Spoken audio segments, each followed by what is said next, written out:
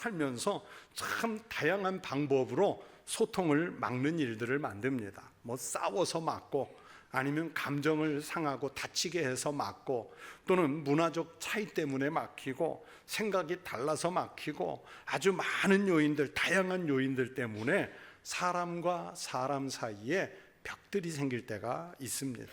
그리고 더 나아가서는 여러분, 이게 하나님과의 관계까지 막아버리는 경우들도 많습니다. 이 장벽들을 어떻게 허물 수 있을까요?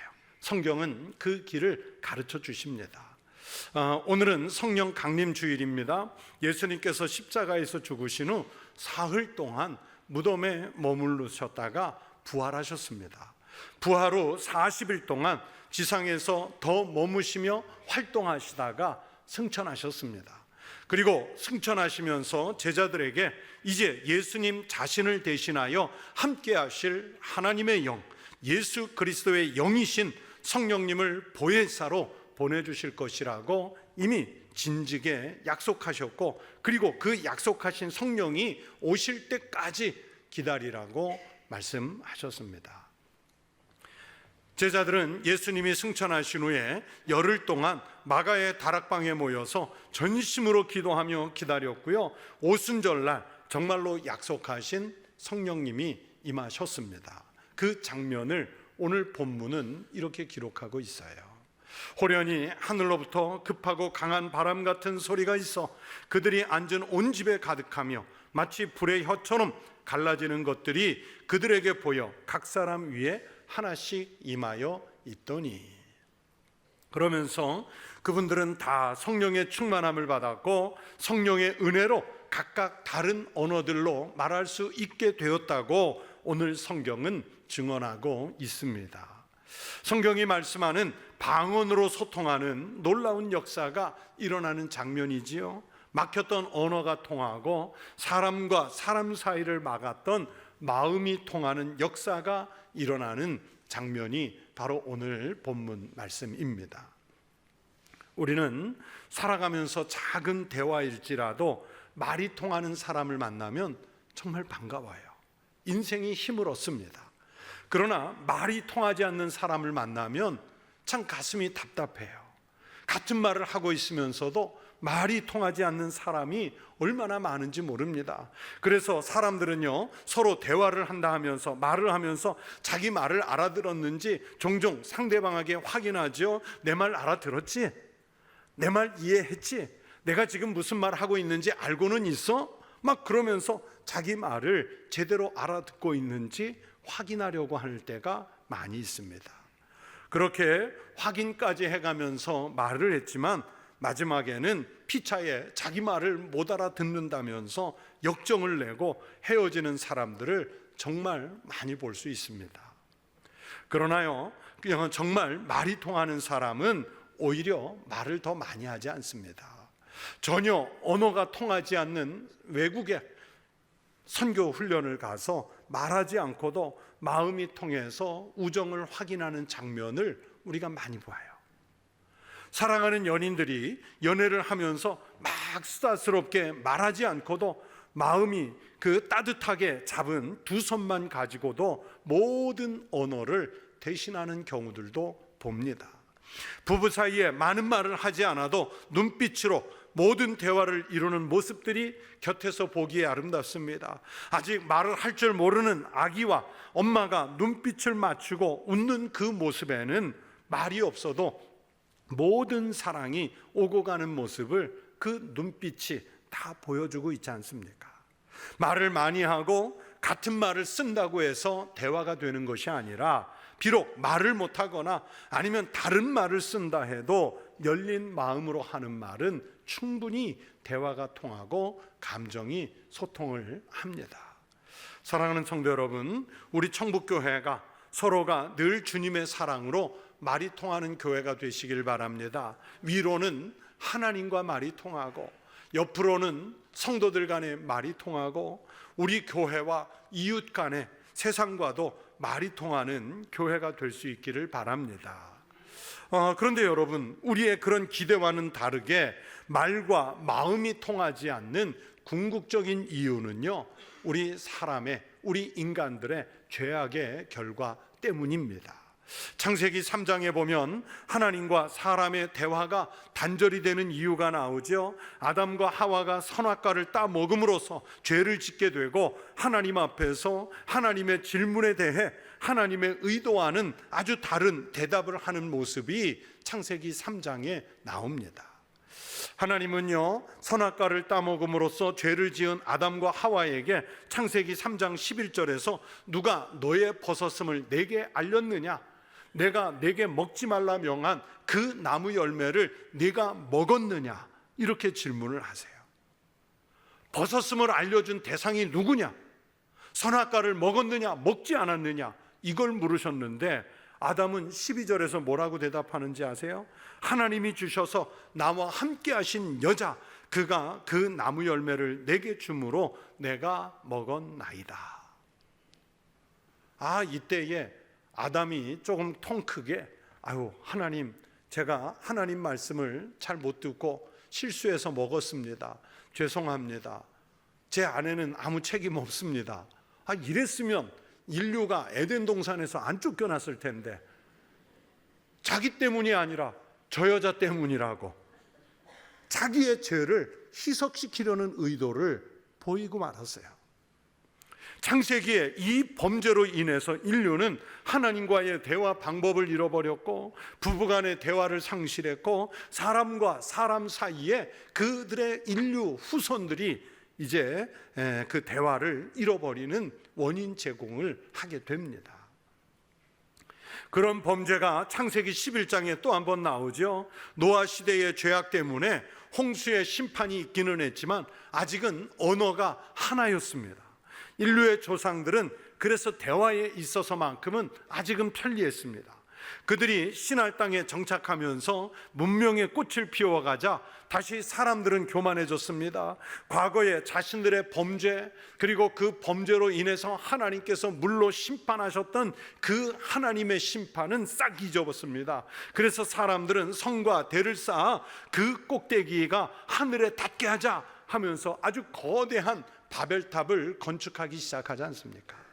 그들은 그 바벨탑을 하늘에 닿게 해서는 자기네들의 이름을 하늘에 높여놓고 또 자기네들의 이름을 역사 속에 남겨놓으려고 했습니다. 그런데 여러분, 자기네들의 이름을 높이려는 그 순간 이 사람들은 이미 하나님의 이름을 잊어가고 있었습니다.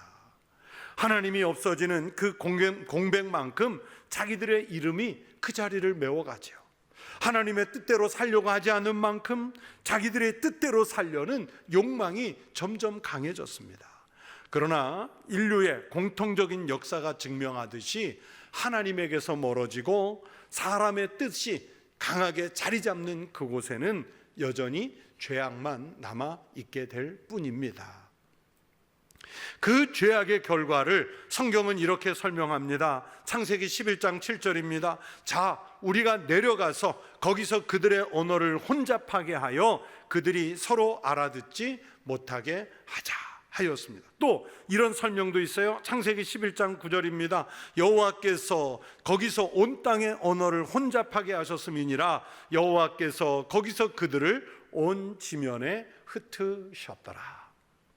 이렇게 인류가 흩어진 것은 우리 인간의 죄악의 결과입니다. 인류의 언어가 민족이나 나라마다 달라진 것은 바로 죄악의 결과입니다.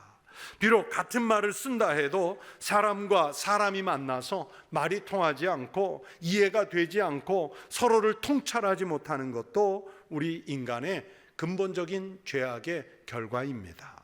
부부간의 대화가 이루어지지 않고 부모와 자녀 간의 대화가 끊어지고 교회 안에서 성도 간의 대화가 단절되고 직분자 간의 대화가 끊어지고 세대와 세대 간의 대화가 단절되는 것은 그 안에 죄악이 개입했고 있기 때문입니다. 죄악이 있으면 거기에는 말이 통하지 않습니다. 서로 말은 하는데 피차에 알아듣지 못하여 바벨탑을 쌓는 것과 같은 혼란이 있을 뿐입니다. 죄악으로 흩어진 언어는 하나님이 흩으셨으므로 하나님이 개입하시지 않으면 그 말은 다시 통하지 않습니다. 하나님께서 직접 개입해서 역사하셔야 그래야 끊어졌던 언어가 다시 통하고 감정이 통하고 사람이 그리고 사랑이 통할 수 있게 됩니다. 하나님은 흩어진 사람들이 서로 통하기를 원하셨습니다. 하나님과 대화가 통하고 이웃들 간의 대화가 통하는 그런 사회가 다시 오기를 기대하셨습니다. 그래서 우리 인간의 죄악의 역사 속으로 예수 그리스도를 보내셨습니다. 하나님은 또 성령을 통하여 우리를 통하게 하시려고 성령을 통하여 역사하셨습니다. 그 위대한 사역이 바로 오늘 본문 사도행전 2장에 등장하는 성령 강림의 역사입니다. 하나님께서 사람과 사람 사이에 개입하심으로 막혔던 언어들이 다시 통하는 놀라운 기적이 오늘 사도행전 2장 초대교회에서 일어났습니다. 단지 말만 통하는 것이 아니라 이 본문 속에 감정과 삶이 통하는 역사가 일어나고 있다는 것을 오늘 성경이 말씀해 주시고 있습니다. 사람과 사람 사이에, 그리고 가정에서는 부부 사이에, 부모와 자녀 사이에, 그리고 교회에서는 성도들 사이에, 나라에서는 각기 다른 주장을 하는 정파들이 갈등하고 있다는 증거가 무엇입니까? 바로 대화가 없어지는 것 아니겠습니까? 심리학자들의 진단에 의하면 여러분, 부부 사이에 어떤 문제가 생긴 가정이 있을 것 아니에요? 그 부부 사이에 문제가 생겼을 때 차라리 말 안 하지 않고 그냥 침묵하는 그런 부부가 있는데 그건 위험하다는 거예요.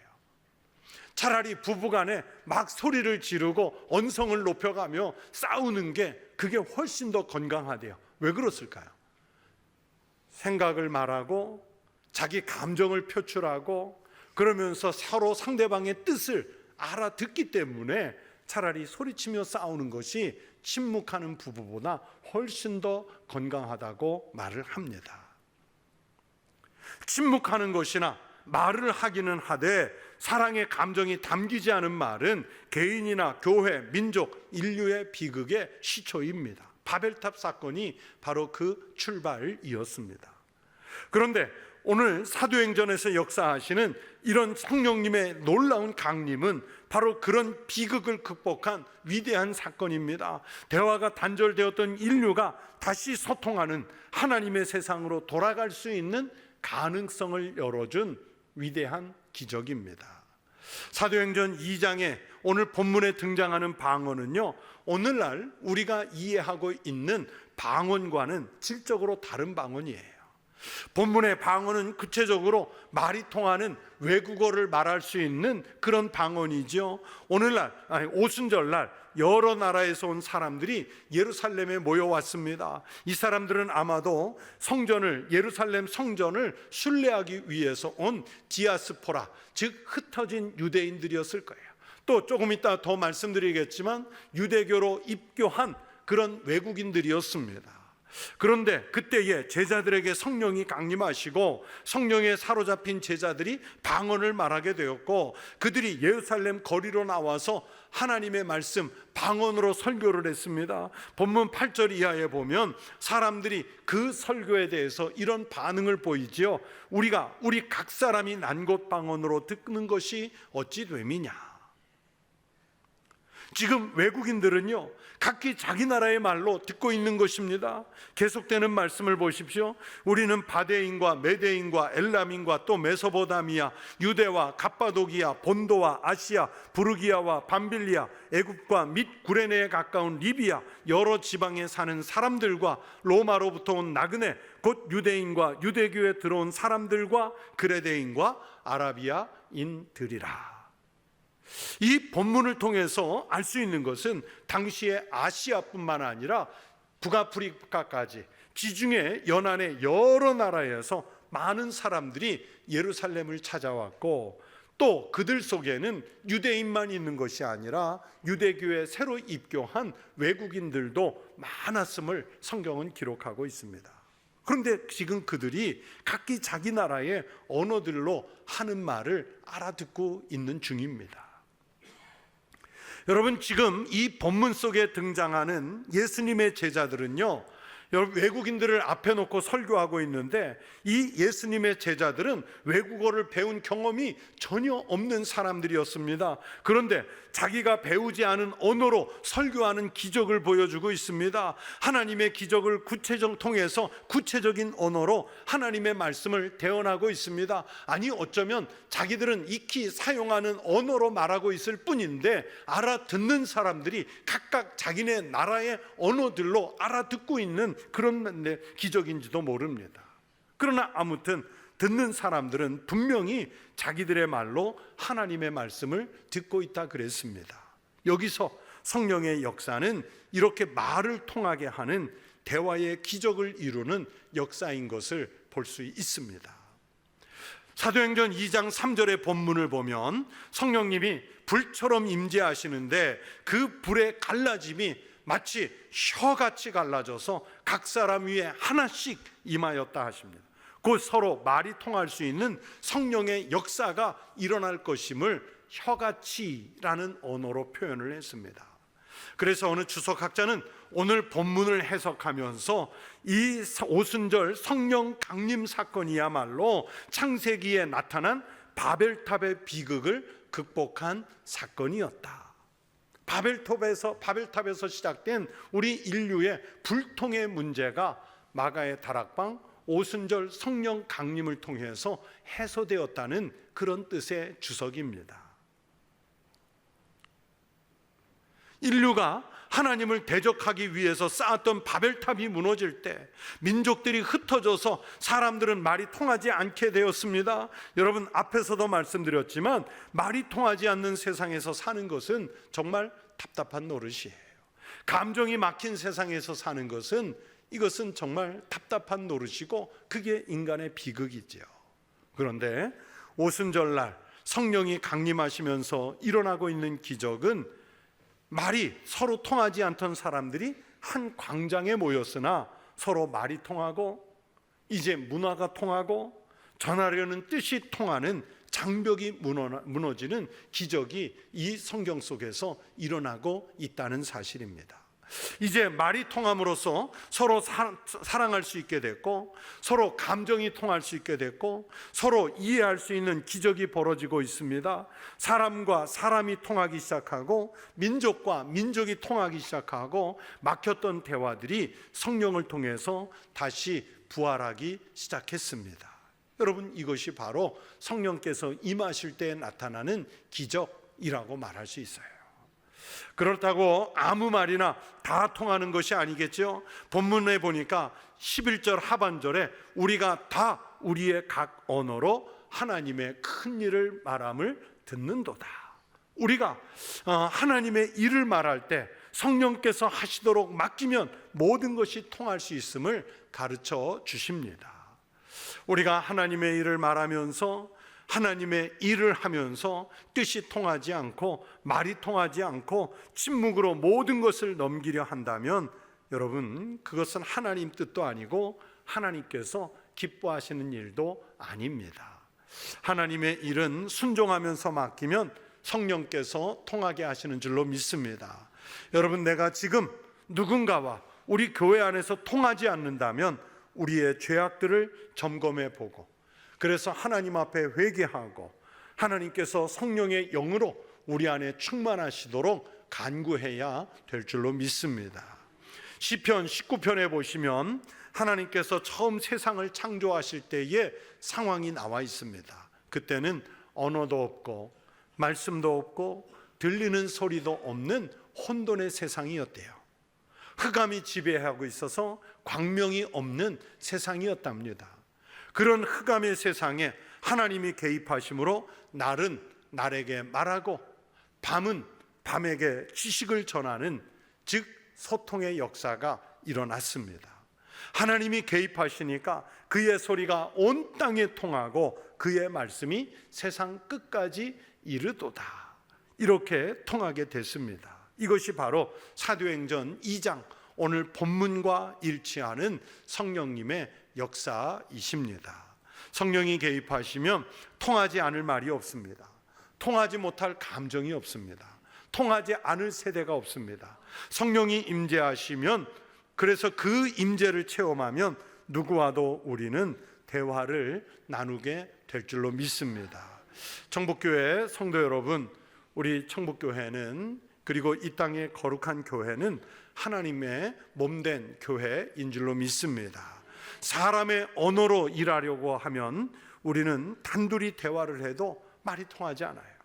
그러나 성령께서 우리 가운데 계시면 수천 명의 성도가 함께 있어도 성령을 통하여 누구와도 말이 통하는 은혜가 이루어질 줄로 믿습니다.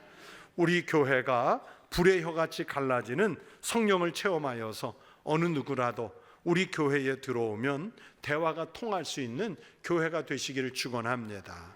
목회자와 성도들 간의 대화가 통하고, 어린이 세대와 노년 세대의 대화가 통하고, 남자와 여자가 대화가 통하고, 부자와 가난한 자의 대화가 통하고, 높은 사람과 낮은 사람이 통하고, 세상적인 가치관은 우리 각각의 생각에 따라 조금씩 달라도 하나님의 일을 한다는 것에서 서로 생각이 통하고, 정치적인 지향점이 달라도 통하고, 지난날 서먹했던 사람들이 하나님의 은혜로 대화가 통하는 역사가 이 교회 안에서 일어날 수 있기를 바랍니다.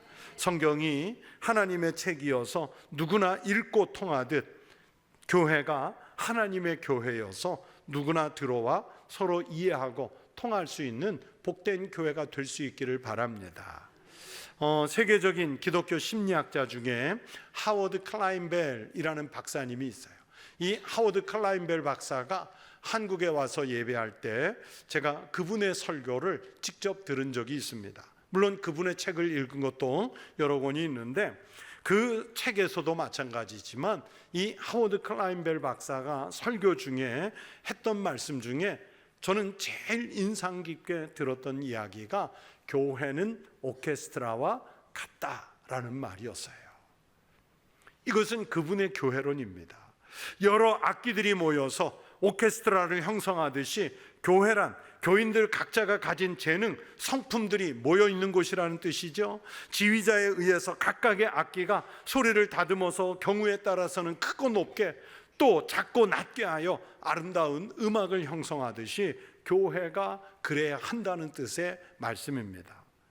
그런데 만약에 오케스트라 안에서 종종 음에 맞지 않는 소리를 독자적으로 내거나 자기 혼자 지휘자의 뜻과 다르게 큰 소리로 독주하려는 사람이 생긴다면 그 오케스트라는 흩어질 수밖에 없고 결국에는 존재 자체가 사라질 수가 있게 됩니다. 교회에서 하나님이 아니라 자기를 드러내고 자기 목소리 높이고 자기 감정 돋보이려 하고 자기가 속한 단체만 드러내려고 한다면 여러분, 이것은 오케스트라의 음을 파괴하고 그 음을 차단하는 것과 마찬가지입니다. 자기 소리를 죽여가며 조화를 이루어야 합니다. 자기가 차지하는 영역이 작아지고 성령님께서 차지하는 영역이 많아져야 하나님의 큰 일을 말할 수 있는 교회요 성도가 될 줄로 믿습니다.